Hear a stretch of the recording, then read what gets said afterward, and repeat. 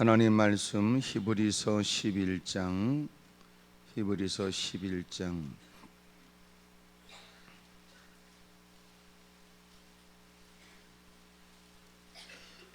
히브리서 11장 30절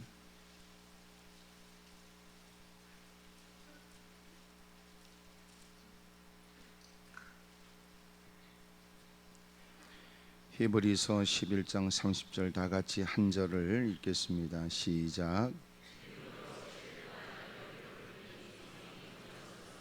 아멘. 믿음으로 7일 동안 여리고를 도니 성이 무너졌으며 아멘. 할렐루야. 여러분을 다 축복해요. 사실은 제 히브리서 11장 30절을 읽었지만 사실은 여호수아 6장을 말씀을 드리고 싶은 거예요. 여호수아 6장을 가겠습니다.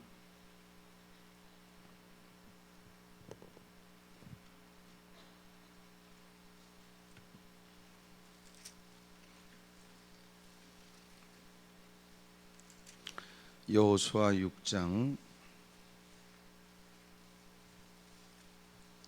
1절부터 7절까지거든요. 여호수아 6장 1절부터 7절 다 같이 한번 읽겠습니다. 시작. 이스라엘 자손도로 말미암아 여리고는 굳게 닫혔고 출입하는 자가 없더라. 여호와께서 여호수아에게 이르시되 보라, 내가 여리고와 그 왕과 용사들을 내 손에 넘겨주었으니 너희 모든 군사는 그 성을 둘러 성 주위를 매일 한 번씩 엿새 동안을 거리하라.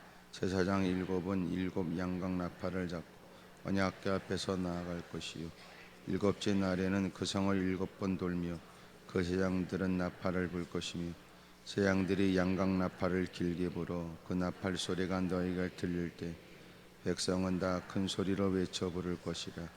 그리하면 그 성벽이 무너져 내리니 백성 각기 앞으로 올라갈지니라 하시니 너희 아들 여호수아가 제사장들을 불러 그에게 너희는 언약궤를 메고 제사장 7은 양각 나팔 7을 잡고 여호와의 궤 앞에서 나아가라 하고 또 백성에게 이르되 나아가서 그 성을 돌 때 무장한 자들이 여호와의 궤 앞에서 나아지니라 하니라. 아멘. 할렐루야. 그러니까 여호수아 6장에 있는 여리고 성이 무너지는 사건은 히브리 11장 30절이 기록하기를 36절에 정확하고 명확하게 히브리 11장 30절에 믿음으로 무너졌다 그래요. 믿음을.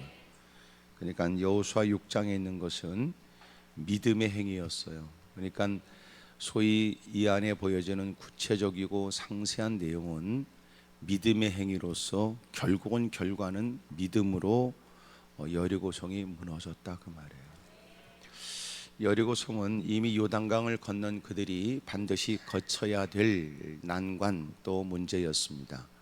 그들이 극복해야 될 일이었는데 여리고성은 그리 크지 않은 성이라도 이중벽으로 된 성으로 견고한 전략적 요새였어요. 그러니까 이 성을 허문다고 하는 것은 뭐가 필요할 듯합니까? 우리에게 전략도 필요하고 다수의 정의 요원을 뽑아서 어떻게 저 성을 함락시킬 것인가 라고 하는 사람들이 모여서 오랫동안 수기하고 그리고 맹렬하게 공격해야 이 성을 함락시킬 수 있을 거라고 사람들은 생각하지요. 하지만 하나님께서 하나님의 일들을 이루시는데 지금 가나안 땅에 왜 들어갔어요? 하나님이 약속하신 땅이에요. 또 하나님이 그들에게 주신 땅이라고요. 그러니까 이들이 가나안 땅으로 가게 된 것은 하나님께서 아브라함에게 주셨던 약속에 대한 하나님께서 그 자손들에게 계속 약속하신 바의 일들을 이루기 위한 거라고요. 다시 말하면 그들이 가나안 땅에 들어가는 건 하나님의 명령을 쫓아 하나님의 약속하신 땅에 들어가요. 이들이 소위 말해 개인적인 꿈과 비전을 가진 게 아니에요. 하나님께서 약속하신 땅이에요. 우리가 간혹 야곱과 에서에 대한 얘기를 하면서 우리가 오해하는 게 있습니다. 야곱처럼 뭔가 성공을 위해 집착하고 무슨 짓이라도 하면 성공할 수 있을 거라고 하는 착각이라고요. 그런 건 아니고요. 야곱은 하나님께서 이미 야곱과 에서는 하나님께서 말씀하셨고 그 어머니 리브가에게 이미 그들이 어떻게 될 것인가를 이미 일러주셨다고요. 복중에서부터 두 국민이 싸운다고 말씀하시고 큰 자가 작은 자를 섬길 거라고 말씀했어요. 말라기서나 로마서를 보게 되면 뭐라고 기록되냐면 나는 야곱을 사랑하고 에서는 미워한다 그랬어요. 그러니까 하나님께서 이미 야곱에게 복을 주시려고 작정하신 거죠. 근데 어머니가 아버지 남편인 그러니까 이삭이 에서에게 복을 빌어주겠다고 장자니까 축복을 빌겠다고 하는 얘기를 듣고 자기가 더 사랑하고 자기가 더 아끼는 야곱이 그 기도를 받을 수 있도록 아버지를 속인 거예요. 아버지가 눈이 어둡다는 이유로 아버지를 속였고 아버지의 입맛을 기가 막히게 잘 알고 있는 리브가가 아버지의 마음에 쏙 들도록 음식을 만들어서 야곱이 에서라는 이름으로 기도를 받게 한 겁니다. 그러니까 그렇게 기도를 받으면서 드디어 이제 그 에서가 나타나서 되어진 상황을 보고 얼마나 흥분했겠어요. 야곱이 축복 기도를 받으면 된 겁니까? 그러고 나서 그는 도망을 가했다고요.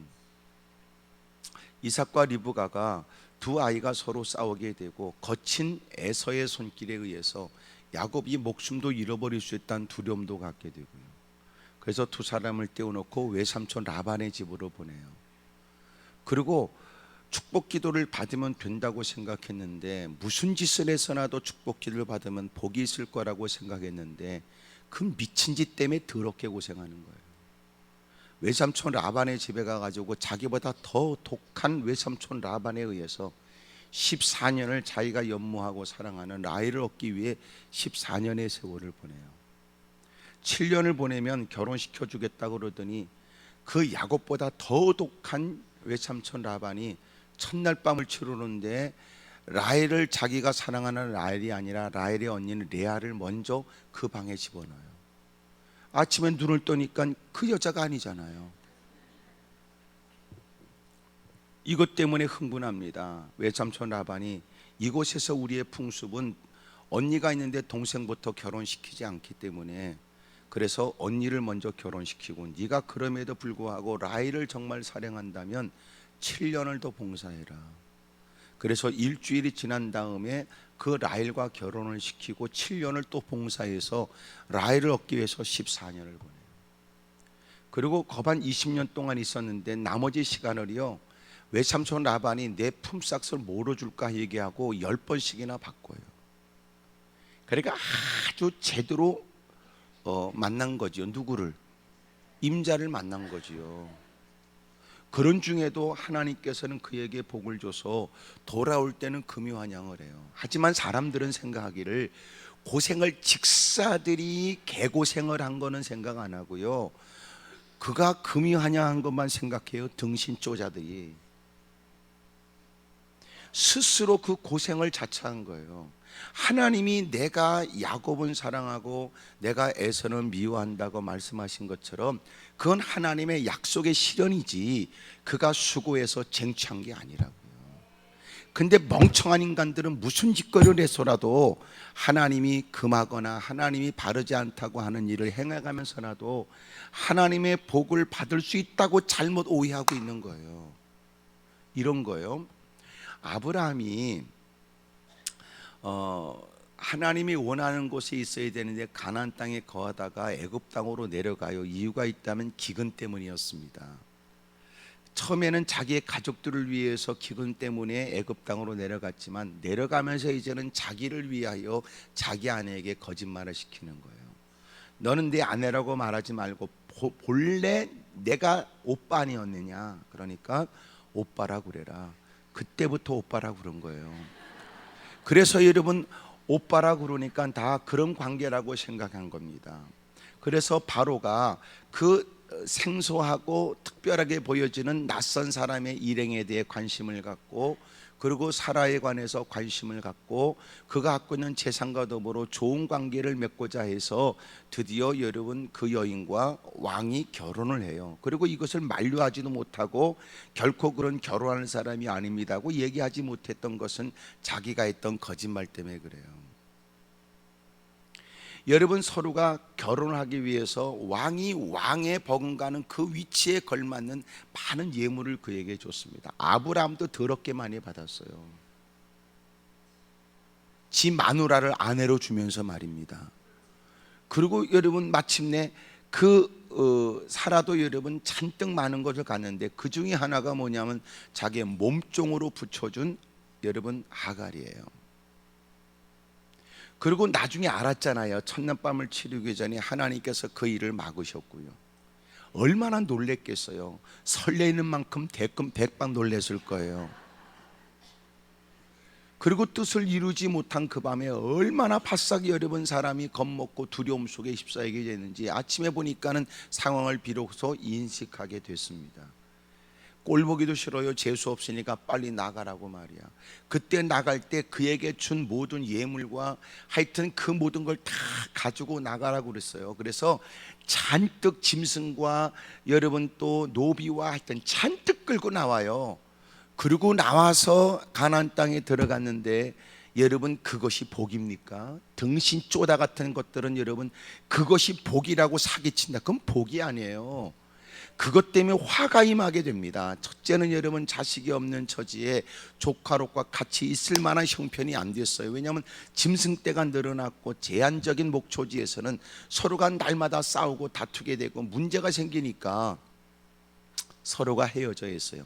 그리고 더 놀라운 사실은 그 조카롯을 데리고 애굽 땅을 경험시켰기 때문에 헤어지게 될 때는 네가 택할 땅을 택하라고 했을 때는 그가 어떤 땅을 기준으로 해서 자신이 가야 될 거주해야 될 땅으로 살핀 줄 아십니까? 이미 애굽 땅을 봤으니까 애굽 땅과 버금갈 만한 땅을 찾은 거예요. 그리고는 소돔과 고모라 땅을 택했으니 그곳에 하나님께서 저주하신 땅이요 멸망시킬 땅이라는 영적인 의미는 그에게 중요하지 않았어요.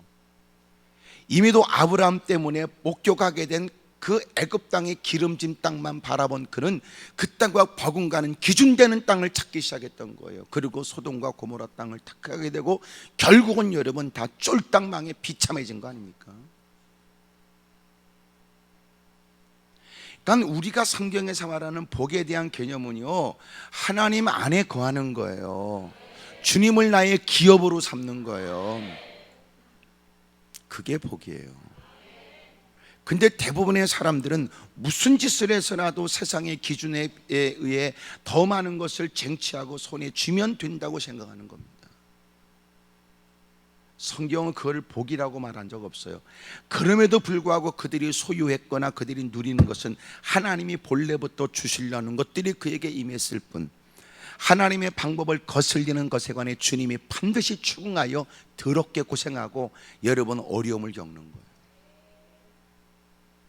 옆에 사람 다 물어보세요. 그쪽은 어쩔 생각이냐고 다 물어보세요. 시작. 그래도 뜯어먹겠다는 생각이신가 본데, 그러니까 그 모든 것들은요 하나님이 주시려고 하는 것이 이루어졌을 뿐이지 그들이 하나님의 것을 강탈할 수가 없어요. 세상에서 도덕이 뚫지 못하는 곳도 있을 텐데 어떻게 하나님의 나라를 여러분 그렇게 도전해서 자기가 원하는 걸 강탈해 갈 수 있단 말입니까? 하나님이 누구한테 겁을 먹어 그가 원하는 바를 무조건 이루어 주신단 말입니까? 어떤 인간이 깡짜를 부려서 하나님이 안 된다는 걸 스스로 이룰 수 있단 말입니까? 그러므로 여러분 우리가 성경에서 잘못 오해하고 이해하려고 하는 게 있다고요. 그러니까 아브라함이 그렇게 복을 받는 건 못된 사람들은 그런 것을 하나님은 악인의 재물을 불어서 의인에게 쌓여진다는 말로 잘못 오해하는 거예요. 그건 아브라함의 거짓에 관해서 고스란히 자기도 어려움을 겪고 아내는 수치를 경험하게 만든 거예요. 그리고 후대에 오늘 우리에게는 얼마나 그렇게 물질에 집착하거나 형변에 끌려다니는 사람이 분별력을 잃어버린 채 결국 겪게 된 일들이 얼마나 부끄러운지를 보게 하시는 거라고요. 하나님이 주시는 재물은 근심을 겸하여 주지 않아요. 이상하게 하나님이 주신 것은 우리의 마음에 평안과 부족함이 없어요. 만약 하나님이 주신 것을 감사하지 못하면, 당신은 하나님이 이미 주신 것도 감사하지 못하면 하나님이 주실 하나님도 믿지 않는 거예요. 근데 이미도 하나님이 주신 하나님을 믿지 않는 당신이 감사하지 못하면서 어떻게 주실 하나님의 눈에 들 수 있다고 생각하십니까? 확실한 건 오늘 내가 살아가는 삶이 나는 더 좋은 것들을 기대하는 바 만족이 되지 않는다 할지라도 하나님이 더 많은 걸 주실 수 있으심에도 불구하고 그 환경을 우리에게 그냥 허용하신 것은 우리의 꼬라지와 처지와 영적 상태는 그게 충분한 거고, 여러분 그것도 감사함으로 감당하지 못하면 더 많은 물질과 좋은 여건 속에 우리는 분명히 확실히 타락할 게 뻔한 거지요.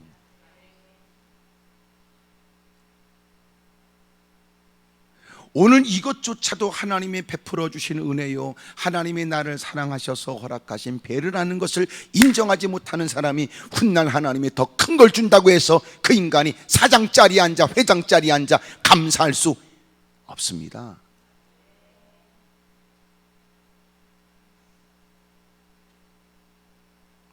근데 우리는 놀라웠게도 오늘 이만큼이라도 사는 것이 하나님의 은혜라고 생각하지 않아요. 이게 하나님의 각별한 은총이라고 여기지 않는다. 그리고 무조건 여러분 하나님이 좋은 걸 주면 그때는 하나님께 감사할 수 있을 거라고 생각하지만 그것처럼 거짓말이 어디 있어요? 아닌 말로 오늘 당신이 이만큼 여러분의 발걸음으로 하나님의 전에 올라올 수 있는 것도 어떻게 당연한 일입니까? 누군가는 또 다른 누군가의 도움을 받아야만 올라올 수 있는 사람도 있어요. 어떻게 이렇게 버젓이 앉아 있는 것이 가능하다고 당연하다고 생각하십니까? 누군가는 누워 있어야만 되는 사람도 있는데, 어떻게 여러분이 그 목소리로 하나님을 찬미할 수 있는 것은 뭐 대수롭지 않은 일이라고 여겨집니까? 어떤 누군가는 여러분 마음껏 자기의 마음을 표현하지 못하는 답답한 마음에 괴로워하는 사람도 있는데, 우리가 탐욕스러움이 우리로 하여금 하나님마저도 이용할 태세가 됐고, 삐뚤어진 마음이 하나님이 그 어떤 것이라도 내 목적과 내 탐욕을 위해서라면 여러분 쟁취하여 소유하겠다는 삐뚤어진 마음으로 이어지는 거예요. 아니 말로 우리는 너무너무 못됐지. 제가 깨달았어요. 야, 이게 인간이 정말 바른 신앙생활 하려면 자기 자신을 좀 면밀히 살펴 자기를 알아야 되겠구나. 얼마나 내가 더럽고 추한 못된 인간인지. 여러분 잠언서나 전도서를 열심히 읽으세요. 여러분 인간이 얼마나 못된 인간인지가 다 드러나잖아요.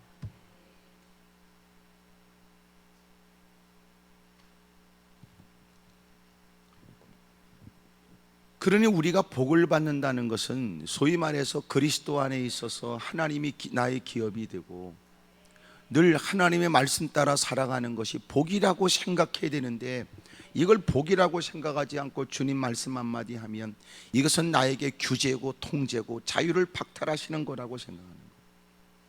그러면 당신 네 맘대로 살아서 꼬라지가 이런데 또 네가 뭘 그렇게 더 뭘 못해서 그렇게 환장하냐고요. 그러니 하나님께 많은 물질을 다하는 것도 자기가 지금까지 손가락질하면서 지켜본 못된 인간들의 행태를 따르고 싶은 거예요.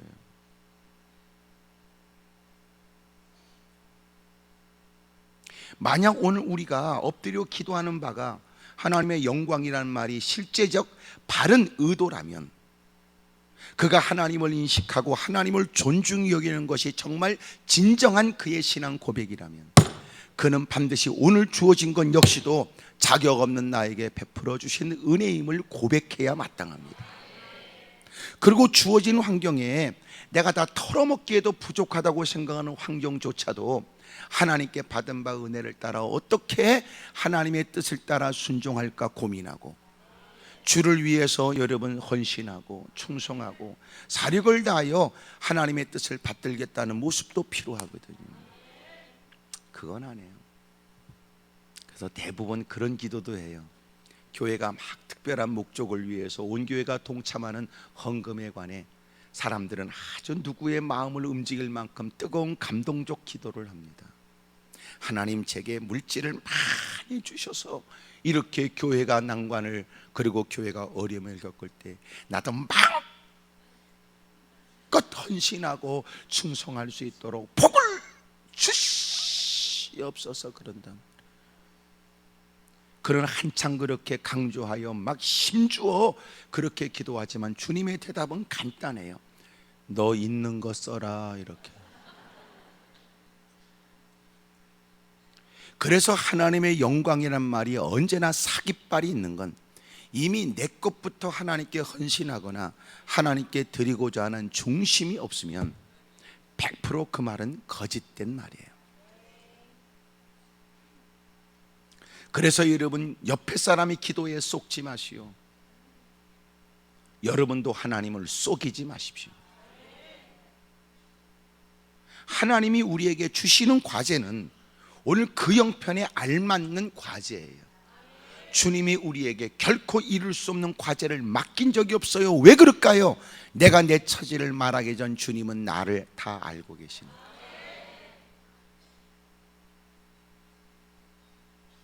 하나님을 많은 말로 설득하려고 하지 마세요. 주님은 이미도 내 처지를 아시니 진실되이 기도하세요. 믿음으로 아뢰십시오. 그래야 그것이 하나님께로부터 은혜를 입고 응답을 얻는 방법이지. 주님이 왜 만족스럽지 않은 환경을 주시고 왜 의외의 마음에 거부할 수 없는 감동을 주시는 이유가 어디 있다고 생각하세요? 하나님은 그 처지에도 그 일을 이룰 수 있다는 뜻이에요. 단 우리에게 뭐가 필요해요? 믿음이 필요한 거지. 근데 우리는 그게 믿음이라고 생각 안 해요. 피로를 따라 믿음 얘기하지만 그 사람들이 코가 석자나 빠져 원망불평하는 건 형편에 대한 겁니다. 그럼 네가 언제 믿음으로 해본 적이 있냐 말이에요. 점점 우리는 대답도 안 하고 분위기도 조용해졌습니다. 이제 서서히 자기 얘기라고 생각하는 거예요.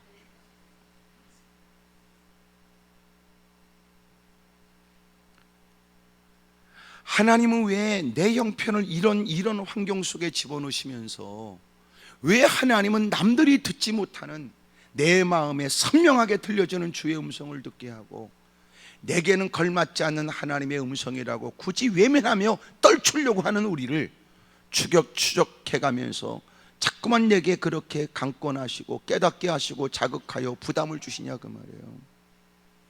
우리는 얘기하지요. 늘 우리는 협상 테이블로 주님을 모셔. 내가 그 일을 하려면 뭐가 필요하다는 얘기를 끊임없이 얘기하는 거예요. 근데 주님은 그 형편을 몰라서가 아니라 그 일을 우리에게 요구하시는 건 평상시 예배 자리에 진지하게 우리가 고백했던 믿음에 대한 것입니다.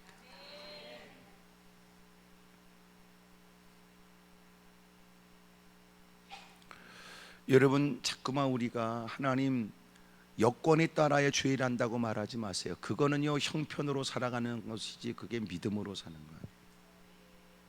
여러분, 믿음으로 사는 것을 보이세요.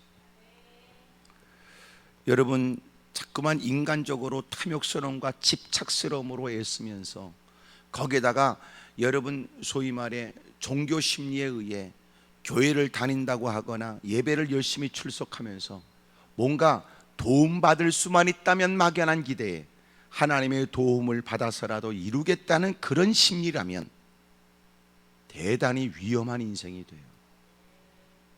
그런 사람이 교회를 열심히 다니는 것처럼 보이고 정작 그의 관심은 더 하나님에 대한 신지식이 늘어나기는커녕 인간관계만 넓혀나가고 끼리끼리 술 퍼먹고 끼리끼리 여러분 교회 안에서 술 퍼먹고 다니는 것들도 있어요.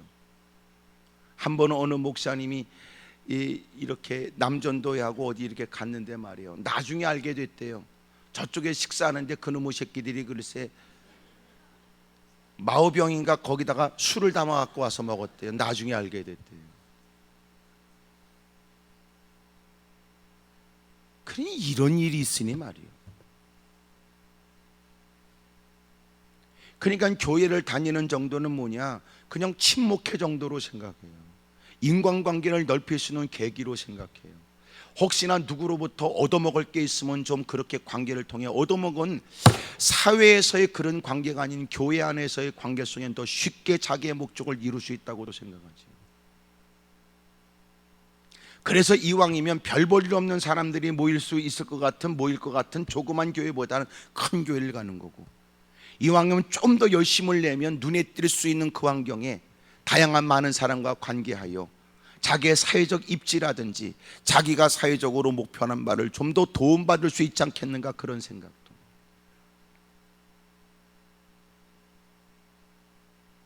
미안해요. 너무나 이렇게 대놓고 얘기를 해서 미안하지만 설령 그것이 그의 신앙생활의 첫발일 수는 있겠지만, 그토록 교회를 출입했으면 주워 들은 말씀이 한두 말씀이 아니고, 그래도 인간이 양심이 있으면 적지 않은 신앙생활에 이거는 아니다라고 각성하고, 내가 이렇게 살 수는 없지 뭔가 다짐하고, 이제부터라도 신앙생활에 제대로 힘써봐야 되겠다고 하는 마음은 가져봐야 되는 거 아닙니까? 그러니까 그 많은 숱한 시간들을 교회 생활을 했지만 실제적으로 주님에 대해서 주님 앞에 진솔하게 이런 개념이 그에게 있는가가 의심스럽단 말이에요. 그러다가 지 마음에 안 들면 때려쳐버립니다. 지 마음에 안 들면 못된 짓거리하고 아주 더러운 냄새를 풍기고 떠나버립니다. 그리고 더러운 쏘가지에 밖에 나가서도 그 교회를 어떻게 하면 휘저놓을까 그러고 전화질합니다.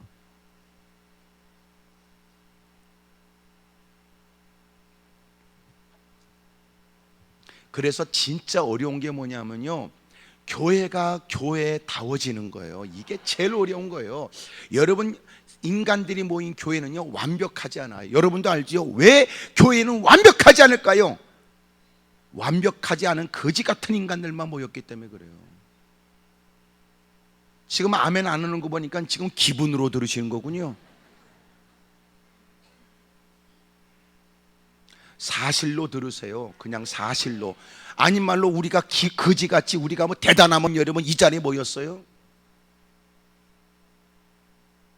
대단한 것들은 뭐서 붉은 카펫이 여러분 카펫이 깔린 곳으로 지나가거나, 여러분 누군가에 의해서 여러분 좋은 차를 타고 오만 대 싸돌아다니거나 개인 비행기를 타고 가거나, 여러분 곳곳에 여러분 오늘은 일본 가서 초밥을 먹고 올까 이러고 있는데,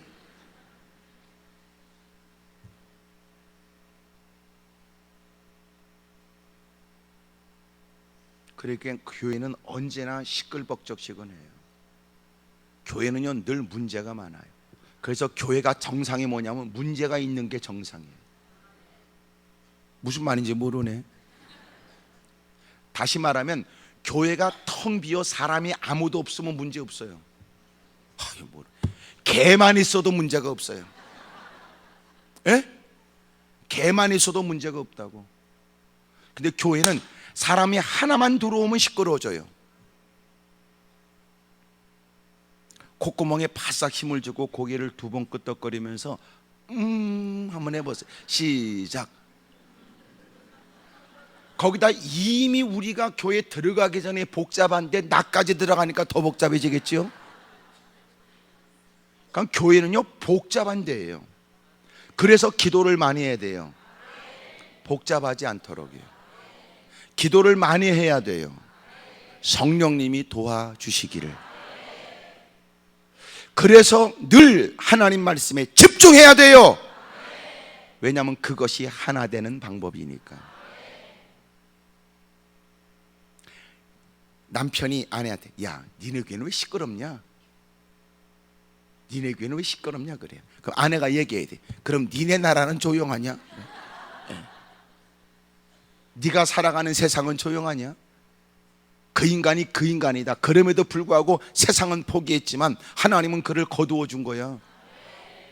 못된 인간들이 우글거리는 교회도요 그게 그래도 그만큼이나 교회 다니니까 그만해진 거야. 옛날엔 더 못됐으니까. 지금 여러분 표정은 그럴 리가 지금 그러고 있는, 그럴 겁니다 분명히.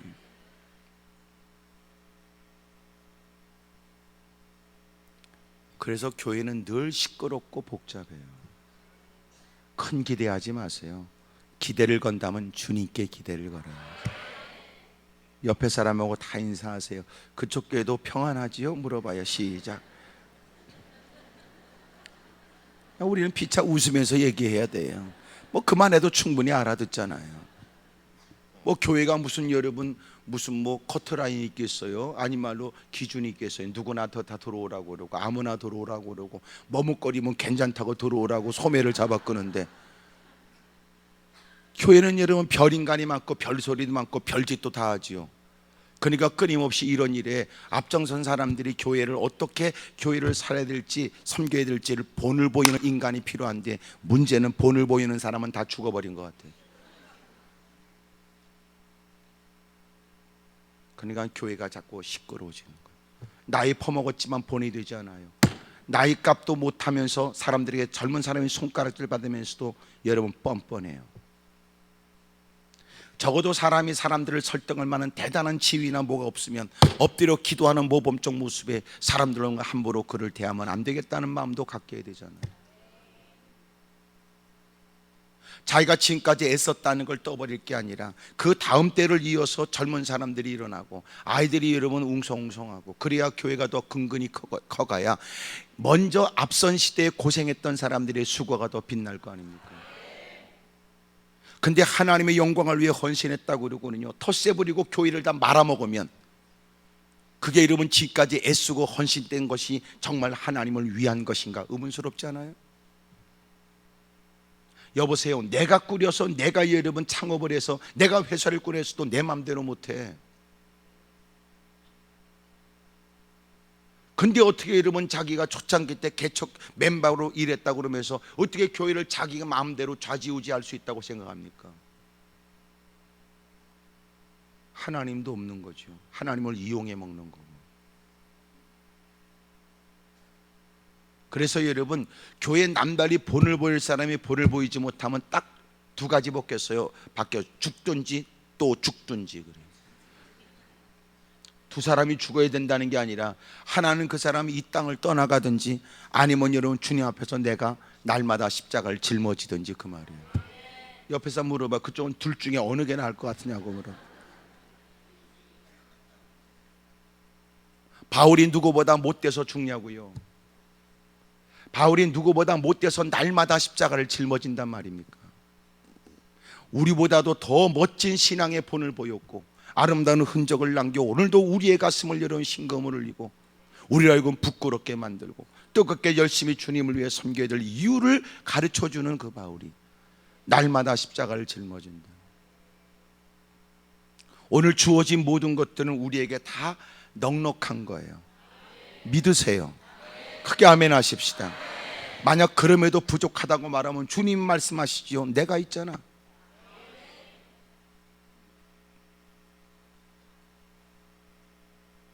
내가 있잖아.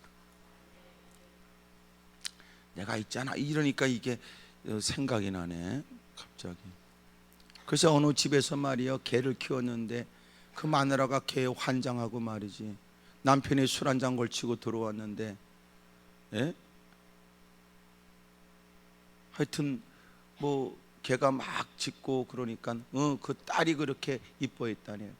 그래서 개를 걷어차니까 그 딸년이 글쎄 아버지를 신고해가지고 112로 해가지고 경찰에 왔는데, 아버지는 딸한테 미안하다고 그러는데 그 딸년은 말이죠, 자기는 이 고발한 거 취하지 않겠다고, 아버지 용서 못한다고. 이런 미친 짓이 된 거예요. 개판이죠, 개.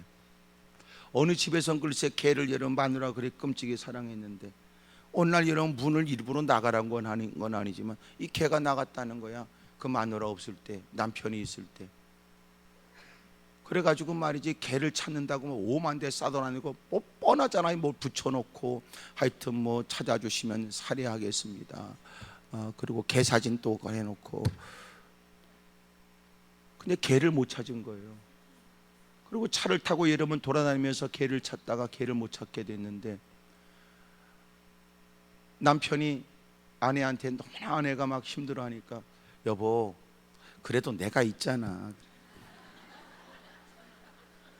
그랬더니요 그 마누라가 나는 너 없인 살아도 그 개 없이 못 산다고 그래.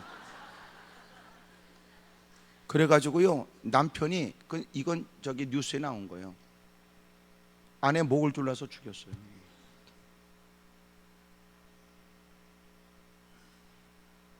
참 세상이 개판입니다. 여러분, 개는 개지 개가 무슨 아들이고 딸이요. 이 미친 짓들을 하고 있다고. 여러분, 개를 향해서 어마어마하게 마음을 쏟는 건 한편은 이해가 되지만 정도가 지나치잖아요. 그런 걸 유난스럽다고 그래야지. 교회에서 열심히 기도하는 걸 유난스럽다고 하는 거는 콧구멍을 찢어버려야죠.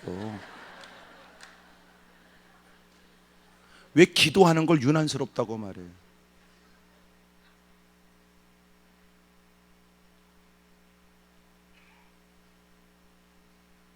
나는 지금 사람이 더 귀하다는 걸 얘기하고 있는 거예요. 내가 이 말 할 때마다 반드시 덧붙이지만 저는 어릴 때부터 워낙 마음이 착하고 순수해서 고양이와 개를 무지무지 좋아했어요. 집에서도 키웠고. 언제나 그렇지만 저는 자존심을 지키지요. 개는 개고 사람은 사람이고. 제가 무슨 짓을 못 해봤겠어요. 개를 잃어버렸어요. 여러분, 이 동네를 다 뛰어다녔다고요. 밤새도록. 개 이름을 불러가면서 누가 내 애 잊어버린 줄 알았을 거예요. 개소리만 나면 대문을 발길로 걷어차고 들어가서 누가 훔쳐갔나 싶어. 내가 그 짓거리를 밤새 들어가면서 내가 깨달았어요. 내가 미쳤구나 이거. 그토록 영혼 구령을 위해 힘써본 적은 있는지. 내가 전철 전도도 하고 여러분, 어릴 때부터 내가 길거리에서 전도 나눠주고 전도도 했지만 제정신이 아니더라고요. 개는 죽으면 끝이요. 개는 영혼이 없어요. 워낙 외롭게 살기 때문에 마음을 둘 대상도 필요하겠죠. 혼자 살아가면서 누가 나를 저녁에 껌껌한 집에 여러분 맞이해 줄 누군가가 있다는 게 기쁘겠죠.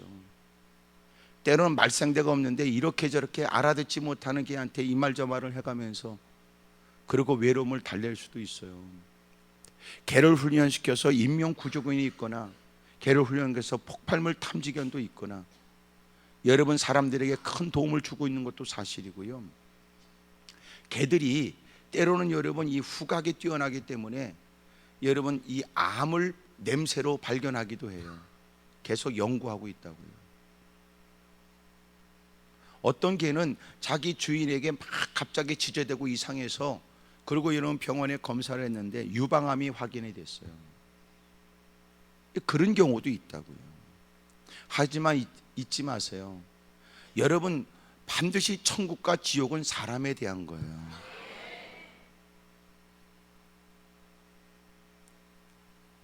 우리가 어느 순간 사람에 대한 관심을 잃어버리거나 영혼 구령에 대한 관심을 잃어버렸다는 건 거짓말이라고요. 그건 신앙생활이 아니에요. 오해하지 마세요. 나는 오늘 집에 가서 여러분들이 모든 여러분 물을 팔팔 끓고 뭐 끓이고 막 이런 뜻이 아니라고요.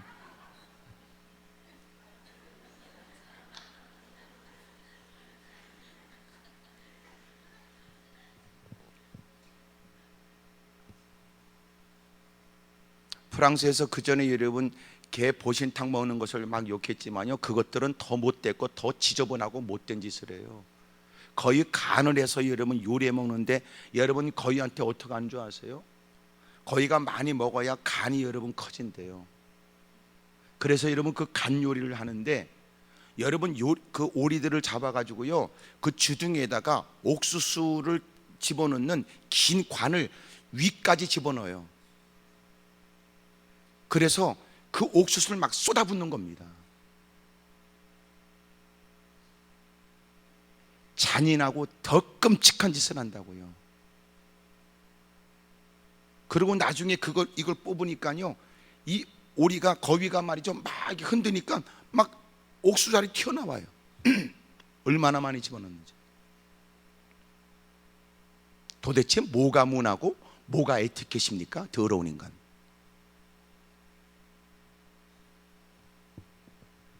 저는 지금 다른 무슨 얘기를 하는 게 아니라 사람 얘기를 하고 있는 거예요. 여러분, 교회는요, 별인간들이 다 모여요. 문제 있어요. 어려움도 있어요. 주님건 주님이 말씀하는 겁니다. 너 믿음으로 살겠다고 들어온 거 아니야? 너 믿음을 보여봐. 네가 말하는 믿음은 뭔데? 알고 보니까 그가 말하는 믿음은 믿음이 아니에요. 대부분 자기 기분이고, 여러분 자기 경험이에요. 자기 지식이고. 그러니까 자기의 지식과 부딪히면 거부해요. 자기가 살았던 문화와 부딪히면 거부해요. 자기가 지금까지 주장했던 것과 부딪히면 거부하는 겁니다. 그러니까 주님이 말씀하는 거예요. 너희가 밖에 있다가 안에 들어왔으니 큰 결단이지만 너희들이 내 안에 들어오려면 자기를 부인하고 십자가를 짊어져야 된다는 거예요. 그러니까 교인은 존재하지만 성도는 얼마나 될까요? 교인은 교회와 관련된 사람을 교인이라고 그러고, 성도는 주님과 관련된 사람을 얘기해요. 오늘 주님이 우리에게 믿음을 가르쳐주고 있는 겁니다. 요단강을 건너고 난 다음에 여리고성을 무너뜨려야 돼요. 이미도 수없이 많은 숱한 전쟁과 역경을 겪었던 여러분 여호수아는 제일 먼저 생각나지는 건 어떻게 저 성을 정탐하여 어떻게 함락시킬까? 그리고 지금까지 수없이 많은 싸움을 경험한 사람의 생각이 앞서겠지요. 물론 그 성을 정탐한 건 사실입니다. 하지만 그 성을 무너뜨린 데 있어서는 절대적으로 하나님의 말씀에 순종하는 거예요. 하나님이 그 성을 함락시켜야 될 일에, 하나님이 약속하신 땅이지만 반드시 그들이 극복해야 될 난지 앞에 하나님께서 그에게 해야 될 일 가르쳐 주시는 거예요. 주님이 약속할 때는 주님이 지도하세요. 주님이 가라 할 때는 그를 방치한 적이 없어요. 주님이 행하라고 말할 땐 주님이 책임져 주겠다는 보장이 있는 겁니다. 그 성을 마침내 하루에 한 바퀴씩 돌고, 그리고 6일째까지 6일째까지는 소리를 내지 않다가 7일째는 마지막 다 돌고 나서 소리를 지르래요. 7바퀴를 돌고요. 그리고 놀라운 것은 여러분, 그들이 하나님의 언약궤를 메고 도는데 제사장 7명이 7양강나팔을 잡고 그리고 언약궤 앞에서 나가래요. 여러분, 그게 여리고성을 무너뜨리는 방법입니까? 여러분, 치열한 전쟁, 내가 죽이지 않으면 죽임을 당할 수밖에 없는, 이미도 오늘 1절이 기록하고 있는 것처럼 이스라엘 백성에 대한 하나님이 그들과 함께하여 지금까지 파죽지세로 그 모든 것들을 밀고 쳐들어오는 모습 앞에 그들은 겁을 먹었어요. 문을 단단히 잠갔어요. 성문을 굳게 잠근 겁니다. 출입하는 사람이 없습니다. 방비하기 위해서 그들은 최선을 다했습니다. 여러분, 그들을 어떻게 무너뜨릴까? 들어갈 틈이 없습니다. 방법이 없습니다. 하나님께서 일러주시는 거예요. 걱정하지 말아라.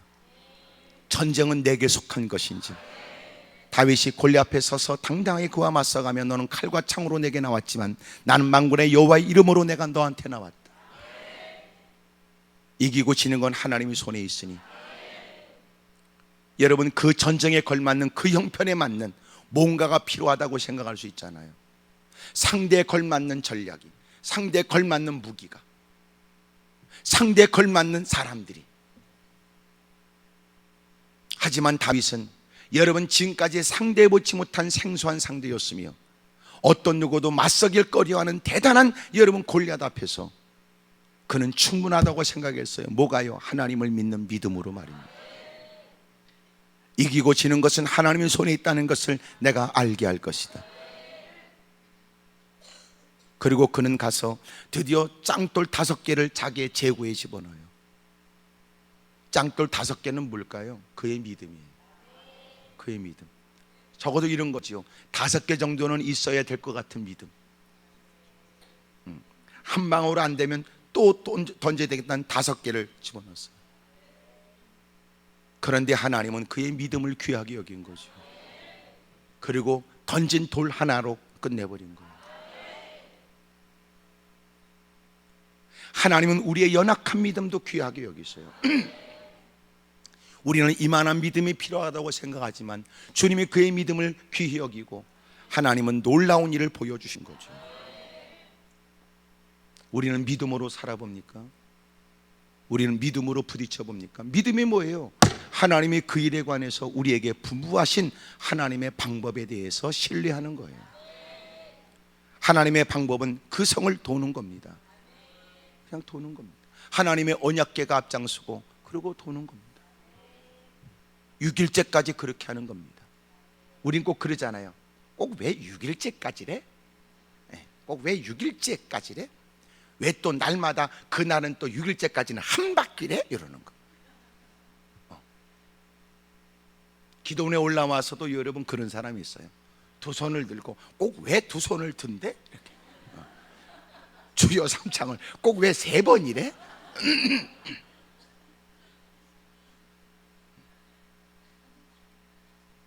그거는요, 그것이 정답이란 뜻이 아니라 당신의 처지와 형편에 대한 배려요. 그만한 처지의 상상까지 올라왔으면 당신도 말하지는 않지만 하나님의 도움이 절박한 듯하고, 그 처지라면 하나님의 도움을 구하는 것은 마땅하다고 여겨지고, 생소한 사람 틈바구니에 앉아서 기도한다는 것이 때로는 내가 마땅히 기도할 거를 기도하기보다는 옆에 사람의 기도가 들려지거나 주변의 사람들 때문에 기도가 안 될 수 있으니, 앉아있는 자리로부터 네가 떠날 수 있는 방법은 힘써 주 이름을 부르면서, 그래서 여러분 주야 주야 주야 그러면서 우리는 이 환경을 벗어나 내 생각을 벗어나서 주님 앞에 가까이 다가가는 거예요. 체면과 채통을 벗을 수 있습니다. 그리고 마땅히 올라온 자신의 처지를 생각합니다. 그리고 중심으로 기도할 수 있는 거예요. 그래서 하라는 거예요. 이해하려고 하는 것보다는 비판이 먼저인 사람. 꼭 왜 그래야 되는데, 난 이런 거 싫더라. 나는 이런 거 싫더라. 아유, 웃기네. 주님도 나도 네가 싫다. 나도 네가 싫다. 왜 그 생각은 안 해?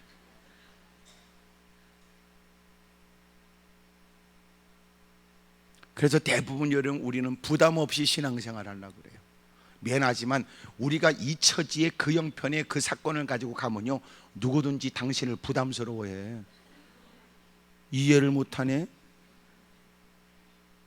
지금 우리가 카페에 앉아서 여러분 커피 한 잔 마시는 거냐고. 성산에 여러분 뭐 때문에 올라왔겠어요? 나름대로 사연을 하나님께 토로하며 이런저런 문제에 관해서 성장과 문제 해결과 위기 극복을 위해서 하나님께 무릎을 꿇었는데, 그 꼬라지 올라와서 아우 난 이렇게 안 살아봐서 아우 난 이런 건 싫더라. 그런 집구석에 있어야지 왜 올라와서 그렇게 꽁시렁대고 있냐고. 올라왔거든 돌아갈 때 가장 보람과 누구보다 가장 마음 가운데 기쁨으로 돌아가는 사람은 올라온 목적을 쫓아 기도하고 여러분 주님 주시는 평강과 은혜를 얻고 돌아가는 사람이다. 난 여러분이 어떤 모양으로 왔든지 간에 돌아갈 땐 가벼운 발걸음이, 돌아갈 땐 누구보다 큰 보람을 만끽하고 돌아갈 수 있기를 축복합니다. 할렐루야. 하루에 한 바퀴를 돌래요. 6일째까지요. 언약궤가 앞서야 된대요. 소리를 내지 말래요. 7일째는 7바퀴를 돌래요. 주님이 무슨 뜻일까요? 주님이, 여러분 이것 자체가 함락시킬 수 있을 만한 조건은 아니에요. 전쟁에 이길 수 있는 여러분 충분한 확실한 보장된 일은 아니라고. 주님이 뭘 원했을까요? 주님이 믿음을 본 거예요. 이런 거죠. 쉽게 말하면 너희들은 나를 믿냐? 이런 거예요. 너 나를 믿어? 뭐 이러는 거예요. 온몸에 문둥병이 발해서 여러분 그렇게 비참하게 죽어가는 이 나병, 이 한센시병은 저주의 병이라고 일컬어지고 있고, 아람 나라의 군대 장관 나아만이 그런 질병에 시달리게 되었을 때 그 나라에선 방법이 없고 어떤 의원도 그를 치료할 수 있다고 장담하는 사람이 없게 되자 그 집에서 여러분 데리고 있는 자기 아내의 몸종인 아이의 얘기를 듣고 이스라엘 땅으로 가게 됩니다. 그에게 내려진 처방이 뭐냐면 요단강에 가서 그의 몸을 7번 몸을 잠그는 거였으니, 피부병이 하나 있기 때문에 오히려 피부 관리에도 신경을 써야 되는데 흐르는 물 속에 몸을 7번 잠그면 해결된다는 얘기는 오히려 그것이 기쁨으로 수용되기보다는 아이고 이렇게 쉬워요?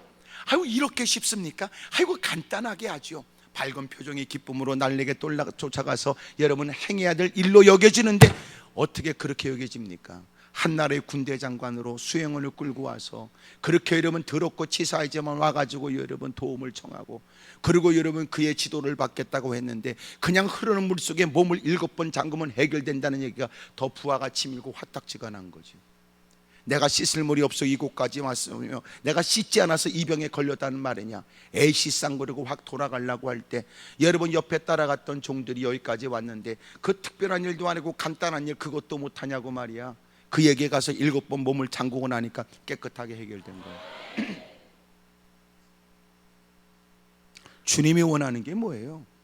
어려운 거 아니에요. 착각하지. 우리가 신앙생활을 거지같이 하는 건 뭐냐면, 꼭 신앙생활은 자기가 생각하는 기준이 있어요. 멋들어지고 특별한 거고. 그래서 아랍나라 군대 장관이 말하기를, 적어도 내가 이렇게 흥분한 것은, 내가 이렇게 할 수 없다고 생각했던 것은, 적어도 내가 지금까지 봤던 많은 종교 행위처럼 그가 나와서 당처 위에 빨간 거 파란 거 막 흔들어가면서 막 뭐라고 막 방울소리가 울리고 뭐 푸닥거리라도 하고 당처 위에 손을 흔들고 뭔가라도 해줄 줄 알았더니 결국 자기가 이렇게 먼 길을 왔으나 자기를 위해 좋지 않은 건 없고, 엘리사는 나오지 않고 마침내 여러분 사안을 통해서 요단강에 7번 몸을 잠그면 해결된다는 얘기에 화딱지가 났던 거라. 뭐가 필요한 거예요 지금? 에? 믿음. 점심이 필요한 게 아니고 믿음. 믿음이 필요하다고. 믿음이.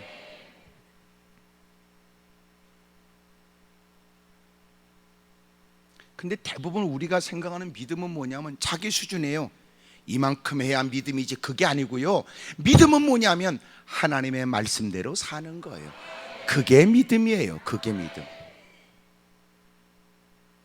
소위 이런 거지요. 내가 하나님께 기도할 때 여러분 내가 믿음의 모습을 보인다는 건 거창한 표현을 해야만 믿음의 모습이 아니라고요. 대표 기도할 때 거룩하시고 거룩하시며 거룩하신, 길게 할수록 여러분 그 거룩합니까? 아주 숨 끊어질 때까지 아직 그래야 심호흡이 얼마나 긴가를 지금 시험하고 있는 겁니까?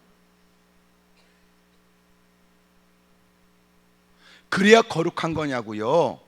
그냥 중심으로 투박한 표현이지만 때로는 거시기 하나님 아버지, 이런 기도는 응답이 안 될까요? 아버지, 그 외마디 소리면 부족할까요? 전능하시고 거룩하시고 안이 계신 곳이 없으시며 역사하시고 은혜를 베푸시기를 주저하지 아니하시는 거룩하시고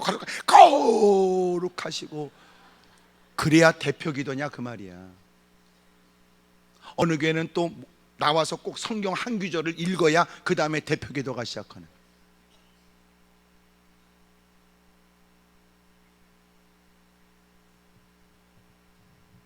주님이 우리에게 원하는 건 여러분 우리에게 믿음이라고 말씀하는 게 네 수준으로 그만큼 땀을 흘려야 믿음이고, 그만큼 누군가에게 막 여러분 열정적으로 보여줘야 믿음이고, 또 본인 스스로도 자기 스스로가 만족되는 게 믿음이냐 그 말이에요. 너는 믿음일지 모르지만 주님이 믿음으로 인식할 때는 주님이 흡족히 여기셔야 되는 거예요. 주님은 그 중심을 살피시고. 여리고가 믿음으로 무너졌는데 그 믿음이 뭔가 보니까 하나님이 그 형편에 결코 맞지 않는, 경험상 수용할 수 없는, 그러나 하나님께서 분명히 일러주신 말씀대로 사는 것을 믿음이라 그럽니다. 말씀과 관계없는 믿음이 거짓된 것이며 말씀대로 행하지 않는 것은 가짜 믿음이다. 지금 그 말을 하고 있는 거예요. 오늘 당신이 힘쓰고 애쓰는 일들 열정일 수는 있지만 그게 믿음입니까? 수고하는 건 인정하지만 믿음입니까? 그러니까 교회에 열심히 여러분 출입하고 사람 눈동장 찍고 분주하게 움직이면 그것이 자신은 꽤나 괜찮은 믿음이라고 사람에게 보여주고 싶은 거예요. 그러나 그에게는 말씀과 관계없는 거죠. 많은 물질을 드린다고 믿음이 아니며, 그가 열심히 빈번하게 예배에 늘 참석한다, 그것이 믿음이 아니며, 진짜 믿음은 뭐냐면 말씀과 관계 있어요.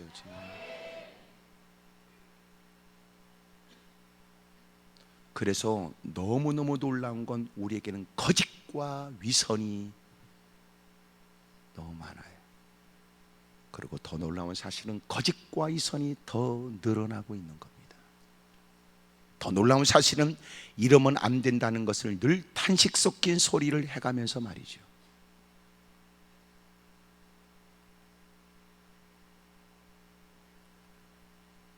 그 어마어마한 사건이 믿음으로 이루어졌답니다. 믿음은 그냥 말씀대로 사는 거예요. 하나님의 언약궤가 있고 제사장들이 앞에 서서 나팔을 불고 사람들은 그 뒤를 따라가고, 그리고 하루에 한 바퀴. 이게 무슨, 여러분, 그들이 해야 될 일들을, 이루어야 될 일들에 비하면 이게 무슨 하는 일이란 말이에요.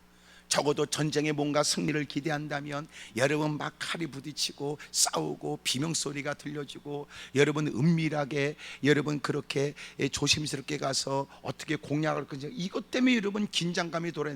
그냥 한 바퀴 도는 거예요. 야, 지금 우리가 뭘 하고 있는 거야? 그렇게 말할까 봐 말도 하지 말래요. 그리고 실제는 7바퀴를 돌랍니다. 그러고 나서 7바퀴를 다 돌고 난 다음에 소리를 지르는데 그 소리가 무슨 소리인지 모르나, 오늘 같으면 아멘인지 할렐루야인지 주여 믿습니다인지 모르나, 그들이 여러분 다 돌고 나서 소리를 질렀는데 그 소리에 그 성이 지축이 흔들리더니 굳게 닫힌 그 문은 그대로지만 하나님이 하나님의 방법으로 다른 문을 열어준 거예요. 성벽이 허물어져 그들이 진입할 수 있는 길이 열린 거죠. 그리고 큰 승리를 얻게 돼요. 우리가 지금 여러분 만나는 일들이 태산 같은 문제일 수 있습니다. 경관 성음을 여러분 대해야 되는 어려운 일일 수 있습니다. 아무리 이곳저곳 뒤져봐도 틈이 없는 난공불락의 문제일 수 있습니다. 그럴 때 우리에게 필요한 건 믿음이랍니다. 하나님, 믿음으로 여리고성이 무너진 것처럼 저도 이 문제를 믿음으로 맞설 수 있도록 도와주십시오. 어찌 보면 우리가 하나님 이 문제를 어떻게 풀어야 될지를 하나님께 여쭙지만 기도하는 중에 하나님께서 성령을 통해 깨닫게 하는 건 이미 숱한 예배를 동참하여 여러분 많은 말씀을 접하면서 이미 알고 있는 것을 생각나게 하세요. 오늘 그 처지에 그가 해야 될 일이 무엇인지, 그 형편에도 그 와중에도 그가 해야 될 일이 무엇인가를 주님은 이미 알게 했으니까 순종하고 사는 거예요. 주님이 오늘도 우리에게 물으십니다. 넌 나를 믿어? 넌 날 믿어? 이럴 때마다 우리는 당장 문제가 해결되길 기대하는 마음에 힘주어 말하겠지요. 믿습니다. 그러면 주님이 네가 알고 있는 대로 내가 너한테 이미 이른 말대로 순종하거라고. 그래도 이렇게 아멘이 적으면 주님이 또 물어보시는 거예요. 너는 날 믿냐? 믿습니다. 그러면 그렇게 살아라. 그래도 여전히 버티면서 아멘 안 한다. 주님 묻는 거예요. 간단하게. 너는 날 믿냐? 그렇게 살아. 근데 우리는 그렇게 못 살아요. 하나님은 믿지만 그렇게 사는 것은 세상에서 어리석은 자로 보여지거나 미련하게 보여지거나 그렇게 안 되면 어떡하지라고 하는 생각이 앞서는 거예요. 그러니까 믿음이 거지 같은 거죠. 주님이 우리에게 요구하는, 그가 필요를 따라 하나님께 무릎 꿇어 요구할 때마다 주님이 그에게 오히려 요구하시는 건 우리가 누구든지 할 수 있고요, 얼마든지 할 수 있는 거요, 쉬운 것을 주님이 요구하세요. 절벽에 세워놓고 절벽에서 뛰어내리라고 말한 적 없어요. 너무나 쉬워요. 너무나 할 수 있는 간단한 거예요. 간단한 거예요.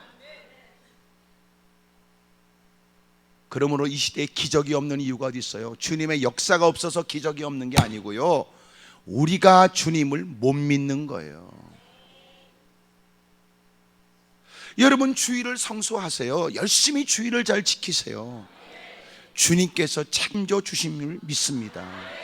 근데 우리는 안 해요. 그렇게 주의를 지키던 벌써 자기의 매상에 어떤 문제가 생기고 직장 생활에 어떤 문제가 생기고 날마다 이 생각만 해요. 그래놓고 또 우리는 엎어져요. 주여 주님께서 나에게 복을 주실 줄로 결국 그는 밑으로 새부를 뿐이지 그는 여러분 된 일은 아무것도 없어요. 너 나를 믿냐? 그러면 그렇게 살아. 넌 날 믿어? 그럼 그렇게 살아. 넌 걱정하지 마라. 기다려. 내가 다 알아서 할 테니까. 우리는 못 견디는 거예요. 왜냐하면 우리는 날마다 시간마다 주님이 나한테 보고해 주길 원하는 거예요. 지금 그 인간이 얼마큼 바꿔졌고 몇 프로 충전됐고, 그러면 우리는 환장해요. 결국은 아무 소리도 안 들리면 이 문제는 하나님이 관심도 없고 이 문제는 해결되지 않는다고 생각하죠. 주님이 그때마다 물으시는 거예요. 넌 날 믿냐? 그래도 사람이 조급함에 못 견디면 주님이 가르쳐 준 거예요. 너 그러면 자꾸만 예배 자리에 있어. 하나님 말씀을 상기하고. 너 기도해. 처음에 네가 문제 해결을 위해서 기도했지만 이제는 네가 너 자신의 믿음을 지키기 위해서 기도하라는 거예요. 결국 그는 믿음의 결과를 보겠죠. 그는 외칠 거예요. 여러분, 사람들이 저를 말했지요. 미련하게 믿는다고요. 사람들은 얘기했지요. 저를 그렇게 유난스럽게 믿음 생활할 거 없다. 하지만 저는 믿었습니다. 하나님을. 그리고 그렇게 교회 안에서조차 유난스러운 사람으로 보여가며 기도했고 기다렸고 믿었습니다. 그리고 하나님은 제가 흘린 눈물이 헛되지 않고 보낸 기나긴 밤에 기도하며 보낸 시간들이 헛되지 않다는 걸 증명해 주셨습니다. 그게 간증이에요. 믿음으로 여리고성이 무너졌습니다. 오늘 여러분이 말하는 믿음을 얘기해 보세요. 입술에만 믿음이 있는 사람, 믿습니다 소리를 골백번 하면 그게 믿음의 사람으로 보여질 거라고 생각하는 사람, 사실은 따져보면 그것은 본인이 그만큼 믿음이 있다는 표현이 아니고요, 본인도 믿고 싶어서 애쓰는 듯합니다. 그러니까 믿습니다 소리를 끊임없이 생각 없이 반복하는 거예요. 마음의 두려움을 그렇게라도 달래고 싶은지도 모르죠. 진정한 믿음은 하나님이 그에게 이미 일러주신 말씀대로 사는 겁니다.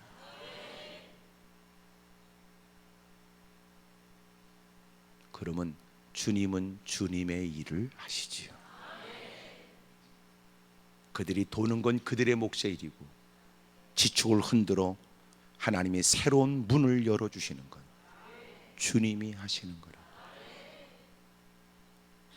여러분에게 묻습니다. 여러분은 현재 극복해야 되거나 헤쳐나가야 될 그 장애물 앞에 여러분은 어떤 모습으로 있는지 모르지만 이제라도 믿음으로 대할 마음이 있으십니까? 하나님, 나는 하나님을 믿습니다. 그래서 하나님 말씀대로 살겠습니다. 전쟁터에 걸맞지 않은 모습이오고 그들이 만난 문제에 비하면 여러분 걸맞지 않는 행동이고 지금까지 내 경험으로서도 결코 해보지 않는 일이지만 우리는 믿어요. 주님이 말씀하시니까 그것은 확실하고 주님이 지시하신 거니까 그것은 가장 가치 있는 최고의 최선의 일임을 우리는 믿는단 말이에요. 그리고 주님은 그 믿음에 응하세요. 그리고 믿음대로 되게 하시죠. 그러므로 여러분이 겪고 있는 사건 앞에 엎드려 심주어 주 이름을 부르는 건 누군가가 고난과 고통 속에 더 이상 방법이 없는 사람의 넋두리 정도로 이해할지 모르지만 우리는 주님께서 기도하면, 찾으면, 두드리면 열어주시고 얻게 하고 찾게 해주신다는 하나님의 약속을 믿습니다. 환난에 처한 당신이 주의 이름을 부르면 환난 날에 우리를 건져내 주시고 우리에게 크고 비밀된 일도 알게 하시며 우리의 가는 길에 주님이 길을 열어주실 뿐만 아니라 누구도 해하지 못하도록 불이, 물이 그를 사르지도 그리고 그를 삼키지도 못하도록 도와주실 줄로 믿습니다. 그러므로 여러분은 오늘 지혜로운 결정을 하여 합당한 처신을 하며 오늘도 하나님 말씀 앞에 있는 바 하나님께서 깨닫게 하신 말씀을 따라 더 확신 속에 주의 이름을 부를 수 있기를 주의 이름으로 축복합니다. 무릎을 꿇겠습니다. 그리고 두 손을 높이 들지요. 다른 사람에게 비춰진 자신의 모습이 아니라 주님 앞에 있는 자신을 생각하십시오. 내 어눌한 입술의 기도지만 하나님의 내 입술에 귀를 기울이시고 내 중심을 아시는 주님이 내 기도를 들어주심을 확신하십시오. 구하는 바 기도는 주님이 응답해 주고 부르짖는 바 우리의 간구에 하나님이 응답해 주신다고 하신 바, 어떤 누구도 내 문제에 관해서 쉽게 장담할 수 없다고 말하지만 우리는 믿습니다. 주님을 말이에요. 우리는 주님의 능력을 믿어요. 그리고 주님의 방법도 믿습니다. 우리 힘주어 큰 목소리로 주님을 세 번 부르고 통성간절히 간절히 기도합니다.